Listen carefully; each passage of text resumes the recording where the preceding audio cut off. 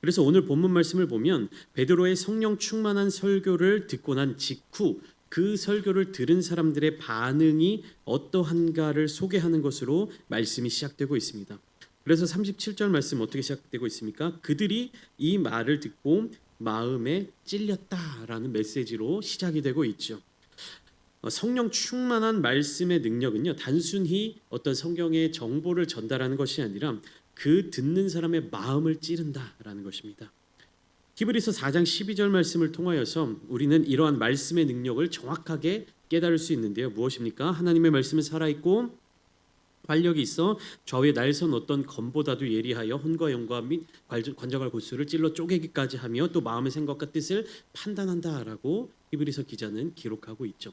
그러니까 모든 우리의 생각과 혼과 영과 관절과 골수, 마음의 판단, 이 모든 것들을 다 어떻게 한다는 겁니까? 찔러 쪼갠다라는 것입니다. 우리가 가지고 있었던 이 마음을 분해한다라는 것이죠. 완전히 해체시켜 놓은 다음에 그 다음에 다시 재조립한다라는 것이에요. 이것을 우리가 어떠한 현상과 연결지어서 볼 수 있느냐? 예수님의 부활, 우리가 부활 신앙이라고 하는 것이죠. 부활은 무엇입니까? 완전한 죽음에서 완전한 생명으로 다시 살아나는 것입니다. 그러니까 우리의 마음이 하나님의 말씀을 들음으로 말미암아 어떻게 돼야 되는 겁니까? 완전히 쪼개져야 되는 것이에요. 완전히 분해되어서 나의 생각, 나의 마음, 이러한 모든 것들이 다 다시 무엇으로 재조립되어야 하는 겁니까? 하나님의 뜻대로, 하나님의 말씀대로. 그렇게 우리가 이야기할 수 있죠. 우리 마음은 우리 마음대로 할 수 있는 것이 아니다. 그러나 죄에 빠진 자들은 어떻게 살아갑니까? 자기 마음을 자기 마음대로 하면서 살아가는 사람들이죠. 그렇기 때문에 진정한 교회, 성령의 이끌림 받는 교회는 내가 나의 마음을 마음대로 하고 살아가는 것이 아니라 하나님의 말씀이 나의 마음을 주관하는 삶을 살아가는 모습을 보여야만 하는 것입니다. 그러니까 우리의 양심을 말씀이 흔들고 우리의 삶을 돌아보도록 만드신다. 그것이 하나님의 말씀이 가지고 있는 성령 충만한 설교가 가지고 있는 능력이다라는 것입니다.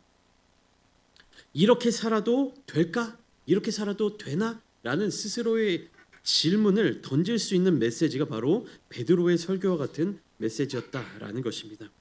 그래서 37절의 마지막 부분에 뭐라고 사람들이 이야기합니까? 우리가 어찌할꼬? 우리가 어찌해야 하는가? 우리가 어떻게 살아야만 하는가? 우리의 마음이 이렇게 되어 있는데 우리가 어떻게 살아야만 하는가라는 질문을 스스로 던질 수 있어야 하는 것입니다.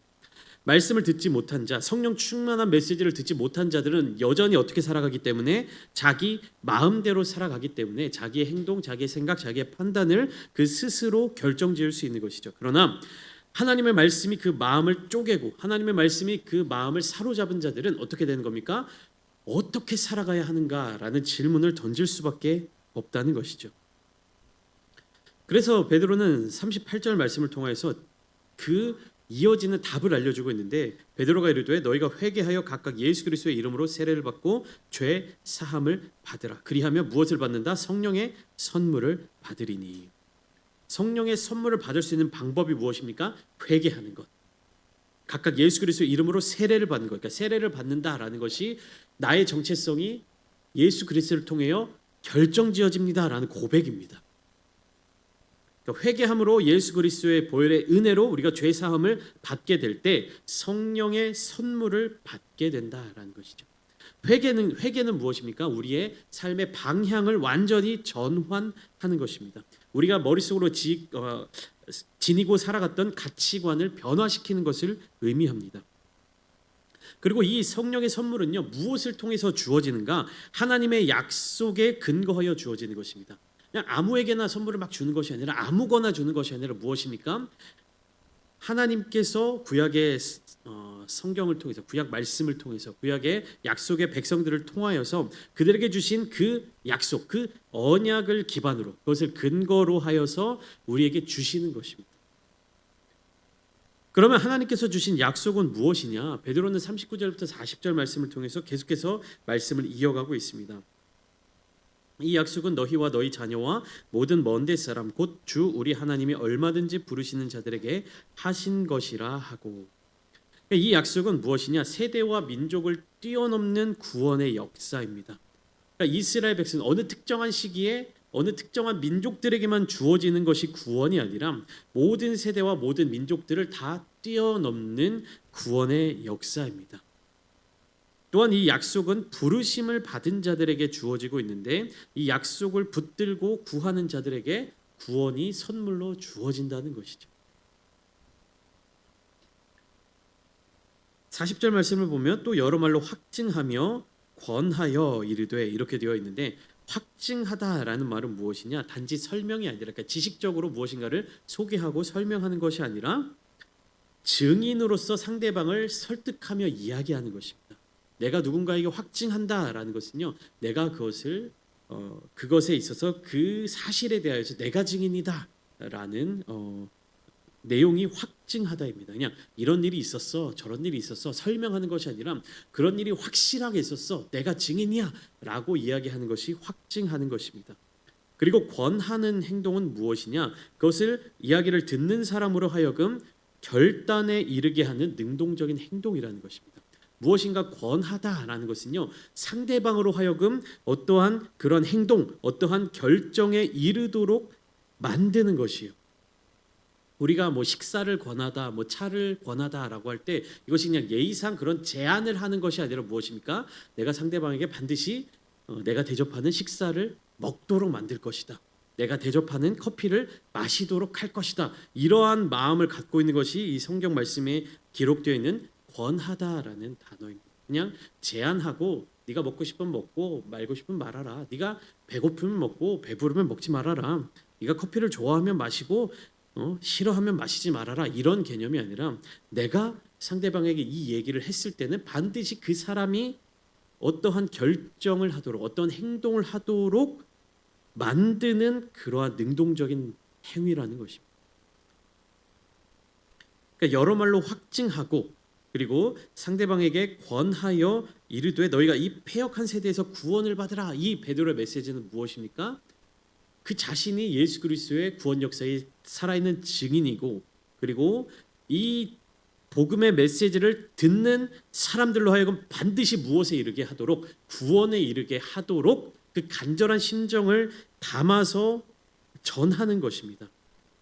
그러니까 베드로의 이 설교가 짧게 느껴지고 굉장히 성경의 어떤 성경 우리가 지난주에 이렇게 교독을 하면서 한 3분 정도 되는 시간 동안에 읽어서 굉장히 짧고 간결하게 느껴지지만 베드로의 성령 충만한 이 설교의 메시지 가운데는 무엇이 담겨져 있느냐? 자기가 증인으로서 자기가 증인이라고 하는 그 사실 그리고 이 메시지를 듣는 사람들로 하여금 반드시 예수 그리스도를 구주로 영접하는 구원 역사에 참여하도록 만드는 능력이 담겨져 있다는 것입니다.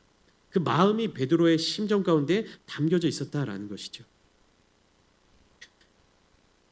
그래서 베드로의 말을 듣고 반응한 사람들은 어떠한 모습이 생겨났느냐? 행동을 하게 되었어요. 그러니까 권하다라는 말이 듣는 사람을 하여금 결단에 이르게 한다라고 했는데 그 베드로의 말을 듣고 반응한 사람들은 믿음으로 세례를 받았고 그 숫자가 몇 명이나 되었다? 3,000명이나 되었다. 성경은 이렇게 이야기하고 있습니다. 이렇듯 성령의 능력과 하나님의 일하심은요 인간의 계획이나 상상을 초월하여 역사하시는 것을 우리가 알 수가 있습니다. 부활하신 예수님께서 제자들을 포함하여 수많은 사람들을 만나셨습니다. 동시에 만나시기도 하셨고 여러 번 만나시기도 하셨고 근데 그런 부활하신 예수님의 명령에 순종하여서 예루살렘에 모인 사람들은요 몇 명 정도밖에 되지 않았습니까? 120명 정도밖에 되지 않았습니다. 예수님께서 부활하시고 만난 사람들이 정확히 몇 명인지는 알 수 없으나 그리고 예수님의 부활 승천하시는 그 장면을 본 사람이 대략 500명 정도라고 하는데 혹은 더 많은 사람들이 예수님의 승천하시는 그 모습을 목격했을 수도 있는데 결국 예수님의 말씀 그 명령에 순종하여서 예루살렘에 모여서 기다렸던 사람들 기도하며 기다렸던 사람들은 120명 정도밖에 되지 않았습니다. 그러나 성령이 그들 가운데 임하셔서 역사하실 때 한순간에 3,000명의 사람들이 더하여지고 교회 공동체가 세워졌습니다. 이 공동체를 이루시고 세우시는 분은 성령 하나님이십니다. 사람의 능력으로 이루어진 것이 아니에요. 그러니까 상상해 보면 한 120명 정도 모였던 교회가 어떻게 된 겁니까? 순식간에 하루아침도 아니죠. 그냥 몇 시간 만에 3,000명의 새신자가 등록을 하게 된 것이에요. 오늘날에 어떻게 이런 일이 있을 수 있습니까? 어떤 교회에서 이런 역사가 일어날 수 있습니까? 사람의 능력이나 사람의 계획, 어떤 사람의 힘으로 할 수 있는 영역이 아닌 것이죠. 이렇게 세워진 초대교회, 이렇게 모인 성도들은 오늘 보면 42절의 말씀처럼 살아갔습니다. 올해 우리 교회 표이기도 한데요. 그들이 사도의 가르침을 받아 서로 교제하고 떡을 떼며 오로지 기도하기를 힘쓰니라. 그러니까 어떤 사람들이었습니까? 이 사람들 자기 마음대로 하며 살아가던 사람들이 이제는 어떤 삶을 살아갔다는 것입니까? 사도들의 가르침의 자리 가운데로 모이고 하나님의 마음을 품고 아름다운 공동체를 이루며 생활하기 시작했다는 것입니다. 내 마음대로 살아갔던 사람들이 하나님의 뜻대로 살아가기 시작했다라는 것입니다. 나 중심적으로 살아갔던 사람들이 교회 중심적으로 살아가기 시작했고요. 나의 유익을 위하여 살아갔던 사람들이 다른 사람들을 사랑하며 살아가기 시작했다는 것입니다. 세상의 교제 속에서 성도의 교제로 변화되었고 세상의 즐거움과 오락을 즐기던 사람에서 기도하는 사람들로 변화되었다는 것입니다. 성령 충만한 말씀을 듣고 그리고 그들이 회개하고 돌이켰을 때 성령이 역사하실 때 그러한 사람들로 변화될 수 있다는 것이죠. 이런 사람들이 모이고 은혜를 함께 나누고 이 초대교회가 어떻게 세워져 나갔냐? 말씀과 또 성도의 교제와 함께 드리는 예배와 기도에 힘쓰는 삶으로 세워졌다라는 것입니다. 말씀과 교제와 예배와 기도 이 네 가지의 기둥 위에 초대교회가 단단하게 세워져 가고 있음을 알 수가 있는 것이죠. 그렇게 세워진 초대교회는 어떠한 모습으로 살아갔을까요? 어떤 모습으로 신앙생활을 했을까요? 리더들도 제대로 세워져 있지 않고 순식간에 수천 명의 사람들이 몰려들고 어떤 질서가 제대로 잡히지 않을 것 같은 그런 모습이지만 여기에서 또한 성령께서 일하시는 장면들이 등장하고 있습니다. 43절 말씀을 보시면 사람마다 두려워하는데 사도들로 말미암아 기사와 표적이 많이 나타났다라고 기록되어 있습니다. 여기서 말하는 두려움은요 부정적인 영역이 아니라 긍정적인 영역이에요. 그러니까 하나님에 대한 경외가 회복된 것을 알 수 있습니다. 하나님을 경외하는 사람들로 바뀌어 갔다라는 것입니다. 무엇인가 나를 해칠까봐, 무엇인가 나를 힘으로 억누를까봐 두려워하고 무서워하는 것이 아니라 놀라움과 경탄함이 함께 포함되어 있는 하나님의 크심을 인정하고 깨닫게 될 때 느껴지는 그 두려움이 바로 43절에 나타나는 사람마다 두려워한다라는 메시지인 것입니다. 여러분 이것은요 부정적인 개념이 아니에요. 하나님을 두려워하는 사람들은요 어떠한 삶을 살아갈 수 있느냐? 하나님을 기쁘시게 해드리는 삶을 살아갈 수 있다는 것입니다. 하나님의 도우심을 힘입어 살아갈 수 있다는 것입니다. 그것으로 말미암아 하나님의 능력의 자리 가운데 참여할 수 있는 것을 의미한다는 것이 하나님을 두려워한다는 것은요 하나님의 능력을 인정하는 것을 의미하죠. 그렇기 때문에 나의 능력대로 나의 힘대로 살아가는 것이 아니라 하나님의 능력을 힘입어 살아갈 수 있는 것입니다. 또한 성령의 능력은 사도들을 통해 나타나서 공동체를 외적으로도 강하게 세우며 교회 안에서 놀라운 일들을 또 설명할 수 없는 역사들을 일으키는 영적인 현장을 만들어 갑니다. 그렇기 때문에 교회는 하나님의 실존하심과 하나님의 능력이 경험되는 거룩한 공간으로 거듭나게 되는 것이. 그러니까 제가 여러 번 말씀드리죠. 이 사도행전 이후에 신약 성경에 나타나고 있는 교회는 어떤 장소나 건물의 의미가 아니다라고 말씀드렸어요. 그러니까 하나님 예수 그리스도를 따르는 사람들의 공동체 그 모임이다라고 말씀을 드렸는데 그 모임을 통해서 역사가 일어나는 현장이 또한 교회가 될 수 있다는 것입니다.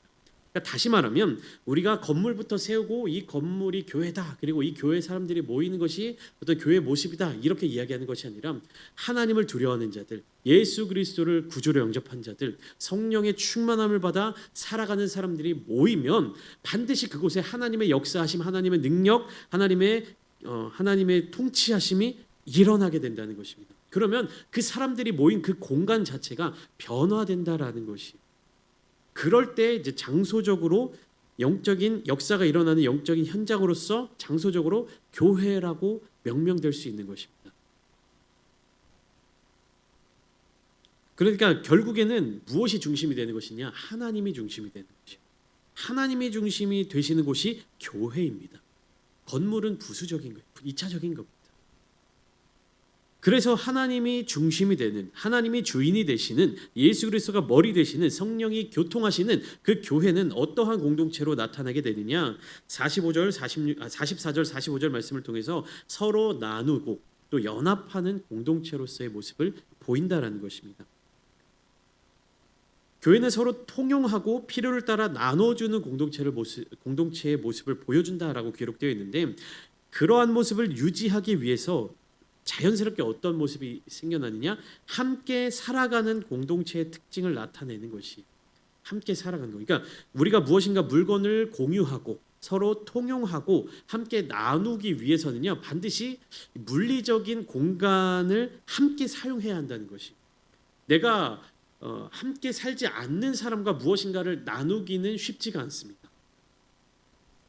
물론 뭐 함께 살지 않는 사람들과도 여러 가지를 뭐 나누고 공유하고 주고받고 살아갈 수 있지만, 이때 당시 초대교회 당시 함께 있지 않는 사람들과 무엇인가를 나누는 것은 불가능한 일이에요. 뭐 택배도 없었고요, 뭐 우편도 없었고요, 뭐 소포를 보낼 수도 없었고, 그렇죠? 그러니까 만약에 예를 들면 누군가가, 그러니까 뭐 형제 자매가 있는 분들은 어릴 때 그런 기억들이 있으실 겁니다. 언니 동생이 서로 옷을 공유해서 입고, 뭐 언니 옷도 내가 입고 뭐 네 옷도 내가 입고, 이렇게 그런 거 자매들이 많이 싸운다고 하더라고요. 뭐 그런 경험들이 있으실 거고, 또 형과 동생이 물건들을 함께 쓰는 거, 뭐 모자도 함께 뭐 쓰고, 네가 쓸 땐 내가 안 쓰고, 뭐 가방 같은 것도 함께 공유하고, 뭐 그렇게 살아갈 수 있잖아요. 그렇게 공유하고 통용하기 위해서는 반드시 한 집에서 함께 살아야 되는 것이. 믿는 그리스도인들, 이 교회가 서로 통용하고 필요를 따라 나눠주었다라는 것은요, 함께 모이기에 힘썼고 함께 살아갔다라는 것입니다. 그러면 이런 모습은 극단적인 어떤 공산주의 사상처럼 보일 수도 있지만, 이것은 강제성이 없는 성령 안에서 자발적인 헌신으로 나타나는 모습인데, 어떻게 이렇게 모일 수 있었는가? 어떻게 이렇게 함께 살아갈 수 있었는가? 그 중심에 무엇이 있었다라는 것입니까? 46절, 날마다 마음을 같이하여 성전에 모이기를 힘쓰고 집에서 떡을 떼며 기쁨과 순전한 마음으로 음식을 먹었다. 무엇입니까? 기도하기 위해 모이고, 함께 예수 그리스도를 나누기 위해서 모이고, 함께 그 기쁨을 공유하기 위해서 모이기에 힘썼다라는 것입니다. 성도의 교제가 무엇입니까? 내가 주님께 받은 은혜, 내가 주님께 받은 그 사랑을 함께 나누고 이야기하는 것, 그것이 성도의 교제였습니다. 근데 그 이야기를 막 나누려고 함께 모이는 거예요.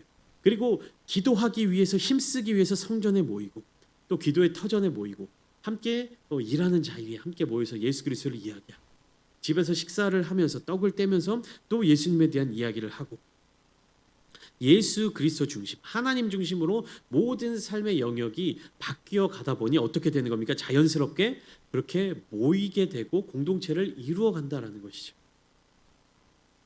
여러분, 하나님의 이야기를 나누기 위해서, 예수님의 이야기를 나누기 위해서 모이기에 힘쓰는 자들이 바로 초대교회의 성도들이었다는 것입니다. 오늘날 우리는 교회 안에서 어떤 이야기를 나누고 있습니까? 어떤 메시지들을 함께 나누고 있습니까? 우리가 이 교회 안에서 성도들의 교제 가운데 무슨 이야기들이 오고 가고 있냔 말입니다. 우리는 각양각색의 삶을 살아가고 있기 때문에 모든 사람들이 가지고 있는 공통점을 찾기란 거의 불가능에 가깝습니다. 그렇다 보면 교회 안에서 무엇인가 이야기를 나눌 만한 거리, 뭔가 대화를 나눌 만한 주제가 일치하는 사람들끼리 계속해서 만나게 되면 어떠한 현상이 발생하게 됩니까? 뭐 속된 말로 파벌이 형성되는 거예요. 집단이 형성되는 겁니다. 무리가 지어진다라는 것입니다. 내가 말이 잘 통하는, 내가 어떤 뭐 가지고 있는 주제, 내가 가지고 있는 고민, 뭐 자녀들을 양육하는, 혹은 뭐 집안의 어떤 경제적인 상황, 그다음에 뭐 취미 생활, 이러한 인간적인 영역의 대화들을 나누는 것을 즐겨하는 사람들끼리 모이면 교회 안에서 그런 무리들이 형성된다라는 것입니다. 그러나 교회는 어떠한 것을 나누는 곳이어야 합니까? 예수 그리스도의 은혜를 나누는 곳이어야만 합니다. 성령님께서 이끄시는 그 말씀들을 함께 나누는 곳이어야만 합니다. 교회에서 우리가 친교를 나눠야 된다, 친밀한 교제를 나눠야 된다, 그런 친밀감을 형성해야 된다라고 했을 때 인간적인, 개인적인, 세상적인 이야기, 그런 공통점을 찾아서 대화를 나누라는 것이 아니라 예수 그리스도의 은혜를 함께 나누라는 것입니다. 수많은 사람들이 각양각색의 사람들이 남녀노소 누구나 공통적으로 하나 될 수 있는 메시지는 무엇입니까? 예수 그리스도. 그 은혜의 메시지밖에 없는 것을 우리는 깨달아야만 합니다. 하나님 한 분으로 만족하는 삶, 예수 그리스도의 은혜를 날마다 기억하며 나누는 삶, 함께 기뻐하며 함께 기도하며 함께 예배드리는 공동체가 바로 교회 공동체인 것입니다.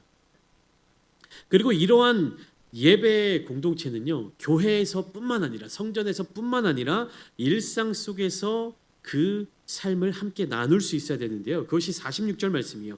날마다 마음을 같이 하여 성전에 모이기를 힘쓰고 집에서 떡을 떼며 기쁨과 순전한 마음으로 음식을 먹었다. 그러니까 예배가 일상화되었다라는 얘기입니다. 언제 어디서든 예배를 드렸다. 이 예배는 무엇이냐? 예수 그리스도의 구원의 그 복음의 메시지를 기억하고 나누는 것이 예배였습니다. 그러니까 성전과 가정에서 이중 구조로 드리는 예배 모습이 사도행전에 기록되어 있는 것입니다. 이 한국교회 트렌드 2025라는 책에서 보면요, 이 오늘날의 매년마다 교회의 어떤 트렌드, 어떤 기독교의 그런 트렌드를 분석하고 해결책을 찾아가는 그런 책이 있는데 이러한 내용이 담겨져 있습니다. 가족이 하나의 신앙 공동체로 유지되며 서로에게 유익을 주기 위해서는 공동의 의식을 통해 공동체 정신을 강화하고 신앙으로 서로 지지하는 것이 중요하다. 이를 위해 가장 중요한 것은 가족이 함께 예배를 드리거나 신앙에 대한 생각들을 나누는 것이다. 이 책에서는 이렇게 이야기합니다. 쉽게 말해 무엇입니까? 가정에서 함께 가정 예배를 드려야 한다. 왜냐? 정기적으로 가정 예배를 드린 그런 집안에서 자라난 자녀들이 상대적으로 높은 신앙 단계를 유지한다는 조사 결과가 나온다라는 것입니다. 그러니까 예배의 경험을 교회에서만 경험한 것이 아니라 가정에서도 또 그 외 장소에서도 이 정기적인 꾸준한 예배를 경험한 자녀들이 성장하면서 더 성숙한 신앙의 수준을 갖추게 된다라는 것입니다. 그렇기 때문에 교회는 모일 때뿐 아니라 흩어질 때도 예배를 드리는 삶의 공동체를 이룰 수 있어야 한다는 것이. 교회에서는 뜨겁게 예배드리고 집으로 돌아가서는 그냥 편안하게 어떤 자유로운 그런 모습, 세상의 모습에 가까운 그런 삶으로 살아가는 것이 아니라 교회에서도 예배드리고 집에서도 함께 하나님을 찬양하는 모습을 보며 자라나는 자녀들이 더욱 성숙한 신앙을 갖게 된다는 것이죠.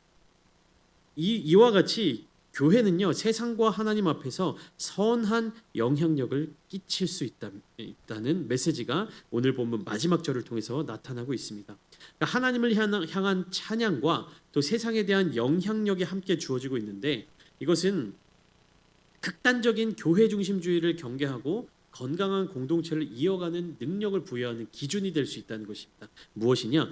교회만 있으면 돼. 교회에서만 무엇인가를 할 수 있어. 교회에서만 머물 수 있어. 교회가 제일이야. 라는 어떤 이런 극단적인 그런 태도를 초대교회에서도 경계했다라는 것입니다. 이거 굉장히 중요한 사실이에요. 교회에서 함께 생활하고 함께 통용하고 함께 삶을 나누고 살아갔던 자들이지만 교회에서만 살아갈 수 있다라는 이 극단주의적인 태도를 경계했다라는 것입니다. 그러니까 쉽게 말하면 무엇이냐? 진정한 교회는 하나님을 온전히 예배하며 그리고 세상 속에서 은혜의 통로로 살아가야 한다는 것입니다. 교회와 세상이 완전히 분리되어서 극단적으로 나뉘어져서 세상은 죄악이 가득해, 세상은 더러운 것이 가득해, 세상은 우리의 영혼을 썩어져가게만 만들어, 또 우리는 교회에만 있을 거야 라는 생각을 갖는 것이 올바른 것이 아니라 교회에서 받는 은혜, 교회에서 받는 어떤 누리는 삶의 충만함을 어떻게 해요? 세상의 자리 가운데로 연결해야 한다라는 것이죠. 이 은혜의 통로로 우리가 세상의 증인이 되어야 한다는 것입니다. 나만 은혜 받으면 돼. 나만 죄로부터 자유하면 돼. 나만 정결한 삶을 살아가면 돼. 나만 하나님 앞에 충성하면 돼가 아니라 무엇입니까? 우리가 받은 그 은혜를 반드시 세상 가운데로 흘려보내야 한다라는 것입니다. 우리가 그런 은혜의 통로로 살아갈 때 진정한 교회로서 설 수 있고 하나님이 친히 사람을 더하여 주신다라는 것이에요. 우리가 전도를 해야 하는 이유와 목적을 다시금 기억하시기 바랍니다. 우리 교회 안에 더 많은 사람들을 드리기 위해서, 더 많은 헌금을 거두기 위해서, 무엇인가 적은 것보다 많은 것이 보기 좋기 때문에, 혹은 어떤 조직을 이루기 위해서 그것을 목적으로 전도를 하는 것이 아니라 무엇입니까? 진정한 교회 공동체를 이루고 그 거룩한 교회 공동체의 성품을 세상 가운데로 연결하여서 잃어버린 영혼들을 회복하는, 즉 하나님 아버지의 마음, 하나님의 아버지의 마음을 가지고 세상 가운데로 나아갈 때 하나님께서 사람을 더하여 주신다라는 것이, 이미 하나님께서 추수할 때가 이르러서 또 많은 열매들을 맺을 수 있도록 하실 때 우리가 그 하나님 아버지의 마음을 기억하여서 한 영혼이라도 더, 하나의 열매라도 더 하나님께로 회복할 수 있는 그런 사명을 감당해야 한다는 것입니다. 그런 하나님의 마음을 외면한 채 그저 인간적인 기준으로 전도해야 되고 이렇게 사람을 늘려야 되고 더 큰 조직을 만들어야 되고 이런 것이 아니라 초대교회의 본질을 오늘날 우리 교회 가운데에서도 적용할 수 있어야 한다는 것이죠. 초대교회는 단번에 이루어진 것이 아닙니다. 3,000명의 사람이 한 번에 들어왔다고 해서 그것이 교회가 단번에 이루어진 것은 아닙니다. 복음을 듣고 그 마음의 찔림을 받고 회개한 사람들이 함께 모여 공동체를 이루어가고, 그리고 그것으로 끝난 것이 아니라 말씀과 사랑 가운데 계속해서 성장하며 이루어지는 것입니다. 복음을 듣고 찔림을 받는 것이 어떤 영적인 특별한 경험이라고 생각되어지면 사람들은 과거에 자꾸 매일 수밖에 없습니다. 내가 그런 경험을 했는데, 내가 그런 은사를 받았는데, 내가 그런 체험을 했는데. 그러나 하나님의 교회는요, 그냥 과거의 어떤 경험으로, 한 번의 경험으로 끝난 것이 아니라 그 경험이 나의 삶의 자리 가운데 말씀과 사랑으로서 나를 계속해서 성장시키도록 인도해 나가야 한다는 것입니다. 오늘 우리가 속한 이 교회도 이와 같은 복음의 원리를 따라서 세워져야 합니다. 복음의 메시지를 듣고 우리 마음의 찔림을 받고 회개함, 그리고 공동체로 세워지고 그 안에서 말씀과 사랑으로 함께 성장해 나가는 교회가 되어야 할 줄 믿습니다. 사랑하는 성도 여러분, 우리 교회는 날마다 구원받는 사람을 더하게 하시는 교회입니까? 하나님께서 그렇게 사용하실 수 있는 교회입니까? 그렇게 준비되어져 있는 교회입니까? 성령 충만해야 합니다. 성령 충만한 메시지가 우리 가슴 속에 담겨져 있어야만 합니다. 성령 충만함이 없이는, 성령 하나님의 그 음성을 듣지 못하고는, 하나님의 그 뜨거운 마음을 갖지 못하고는 구원받는 사람이 더해지는 교회가 아니라 사람의 생각으로 가득 차는 교회가 될 수밖에 없습니다. 오늘 이 시간 함께 기도하실 때 우리 교회가 구원받는 사람이 날마다 더해지는 교회가 되게 하여 주시고, 그렇게 되기 위해서 여기 모인 우리가 먼저 성령 충만함으로 하나님의 그 깊으신 마음을 누리며 전하는 자들이 되게 하여 주시옵소서 기도하시기를 바랍니다.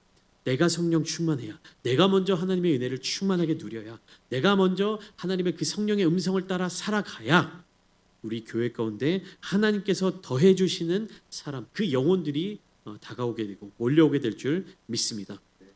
기도의 자리 가운데 성령 충만함을 누리시며 여러분의 삶의 자리 가운데 성령님이 인도하시는 그 놀라우신 능력과 은혜를 날마다 경험하며 살아가시기를 주님의 이름으로 축원합니다.